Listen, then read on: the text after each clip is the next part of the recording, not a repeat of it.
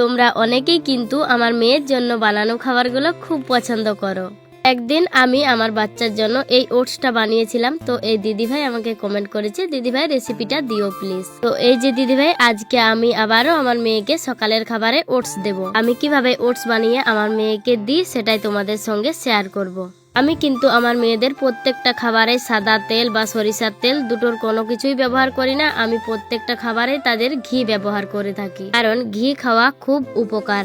তো এই যে আমি এখানে 1 চামচ ঘি নিয়ে নিয়েছি, তারপরে ওটসটা দিয়ে একটু ভালোভাবে নাড়াচাড়া করে নেব।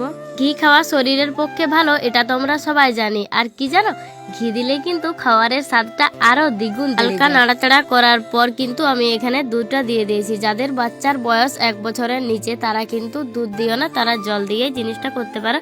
আর যাদের বাচ্চার বয়স 1.5 থেকে 2 বছরের উপরে তারা কিন্তু এটা গরুর দুধ দিয়ে করতে পারো। আমার বাচ্চার বয়স যেহেতু 2 বছরের উপরে, তাই কিন্তু আমি দুধ দিয়েছি। আর এখানে কিন্তু আমি কোনো রকম চিনি বা গুড় ইউজ করিনি, কারণ এখানে খেজুর আছে, কাঠবাদাম আছে, চিয়া সিড আছে, আরো অনেক কিছু মিক্সড আছে, যার জন্য কিন্তু আমি এখানে চিনি বা গুড় কোনো কিছুই ব্যবহার করিনি। এমনিতে এটা খেতে একটু মিষ্টি, তার জন্য। আর এই মুসলি ওটসের চকলেট ফ্লেভারটা আমার মেয়ে কিন্তু খুব পছন্দ করে খেতে। ওকে আমি সপ্তাহে এটা 2 থেকে 3 দিন দিয়ে থাকি, সকালের খাবারে বা কোনো সময় বিকেলের নাস্তা হিসেবে।